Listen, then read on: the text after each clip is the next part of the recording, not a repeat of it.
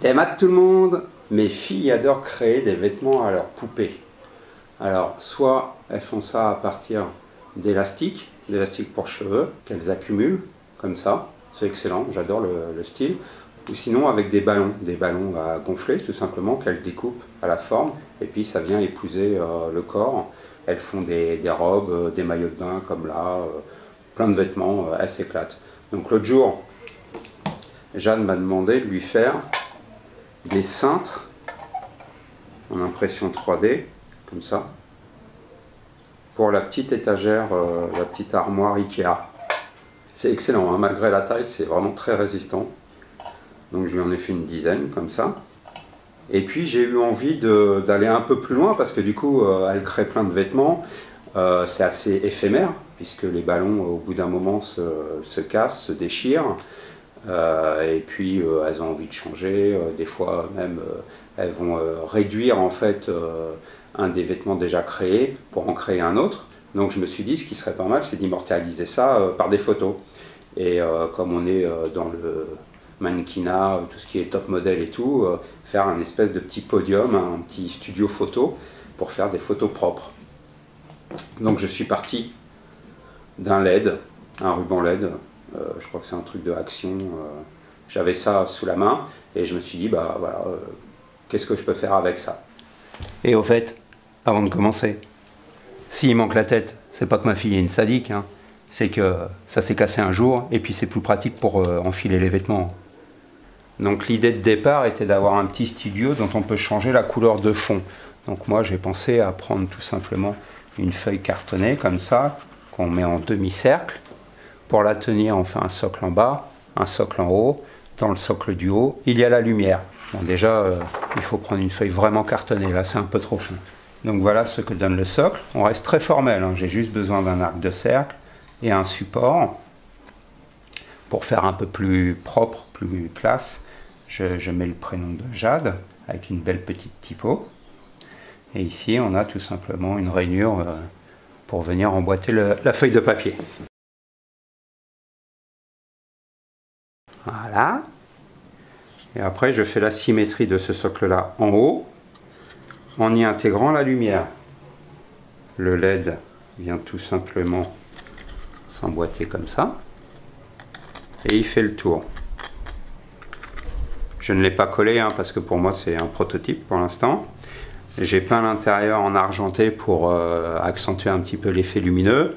A priori, ça ne change rien. Donc, je viens tout simplement le mettre en haut. Et là, tout de suite, ce qu'on voit, c'est que ça ne tient pas et qu'avec le poids, ça s'effondre. Donc du coup, j'essaye d'améliorer le concept. Moi, je veux rester sur cette idée de feuille cartonnée derrière. Donc, je crée et j'imprime des petits renforts qui vont rigidifier la structure, comme ça. Je vous montre plus précisément, hein.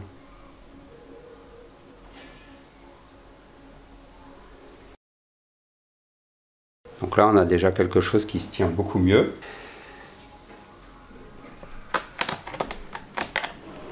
Et voilà, ça tient nickel. Bon là, il se trouve que moi, avec ce LED là, le fil est trop court ici. Donc quand on met la prise, ça rajoute du poids et ça effondre l'objet. Et voilà le résultat.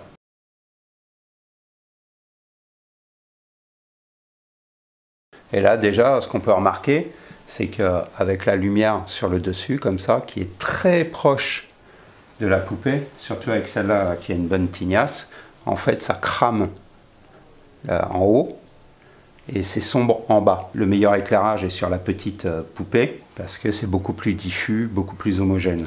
Après, qu'est-ce qu'on a comme problème? Ça reste quand même du carton. Donc quand on pose la poupée dessus, elle va tendance à appuyer sur le carton et à le faire tomber. Donc la lumière est trop forte et mal placée. Elle n'est que en haut et elle va surexposer en fait le haut de la tête. Prochain modèle, il faut que j'arrive à trouver des LED avec un petit variateur. pour varier l'intensité. Et puis je vais les placer ici, comme ça, en longueur, orienté vers la poupée. Et comme ça, j'aurai un éclairage bien diffus sur toute la hauteur. L'autre gros problème de cette création, c'est que c'est quand même destiné à des enfants. Même moi, à monter, je vais pas le faire 10 fois parce que c'est un peu agaçant. Et puis au moindre choc, ça tombe.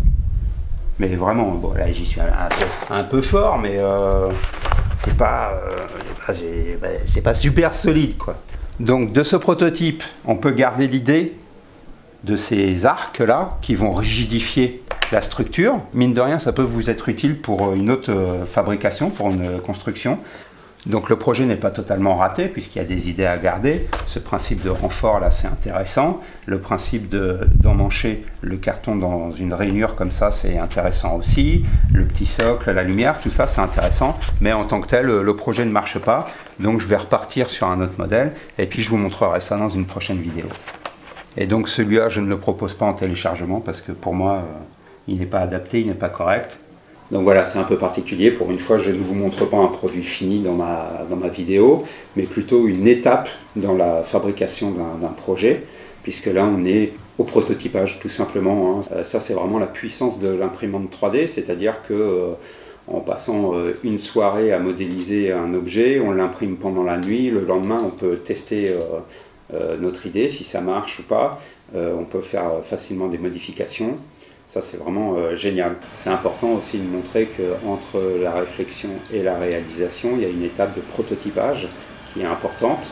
Des fois, on n'ose pas trop passer cette étape-là parce qu'on a peur de perdre du temps, de consommer du matériau. Et l'imprimante 3D est vraiment parfaite pour ça. Ceci dit, l'imprimante 3D ne servira pas que au prototypage puisque une fois que j'aurai finalisé la forme, une fois que tout me conviendra, le produit final sera fait aussi en impression 3D. Là, c'est vraiment très simple avec des logiciels qui sont de plus en plus abordables, pas financièrement, hein, j'entends, mais au niveau ergonomie, et avec des machines qui permettent vraiment une impression facile.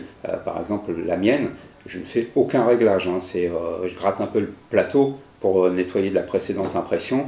Je mets la carte, impression, fini, je fais rien d'autre. Hein. Donc, si j'ai choisi la couleur du fil, c'est tout. Franchement, c'est génial. Alors, si l'impression 3D vous fait un peu peur, parce qu'il y a la phase logiciel 3D à passer, parce que c'est vrai que apprendre un logiciel 3D, ça peut ne pas être évident. Franchement, ça devient de plus en plus facile. Il y a beaucoup de tutos sur Internet. Moi, par exemple, je suis infographiste 3D. Je l'ai été pendant une vingtaine d'années, mais sur un autre logiciel. Et le logiciel que j'utilise, Fusion 360, pour l'impression 3D, est d'une structure complètement différente, un fonctionnement complètement différent de mon logiciel habituel. Et donc, j'ai dû tout réapprendre, mais vraiment. Hein. Donc, ça se fait, hein. Franchement. Je vous mettrai des listes de chaînes YouTube avec des tutos vraiment excellents pour apprendre Fusion 360. Il y a d'autres logiciels, hein, bien sûr. Moi, je vous parle de Fusion 360 parce que c'est celui que j'utilise et parce que c'est celui qui, à mon sens, offre le moins d'étapes contraignantes dans la réalisation. C'est-à-dire qu'une fois que vous avez fait votre modélisation 3D, le fichier peut partir directement dans le logiciel qui va traiter l'impression. Et d'autant plus si un jour vous vous mettez aussi à l'usinage par CNC ou gravure laser ou découpe vinylique, ce logiciel gère tout ça, donc c'est vraiment très intéressant. Voilà, c'était une très courte vidéo, juste pour vous montrer une petite étape dans la fabrication d'un projet, dans la conception, réflexion-conception d'un projet. Et un de ces quatre, je publierai le projet fini. Je crois que j'ai déjà une idée de la forme que ça aura à peu près. Allez, portez-vous bien. Kenao!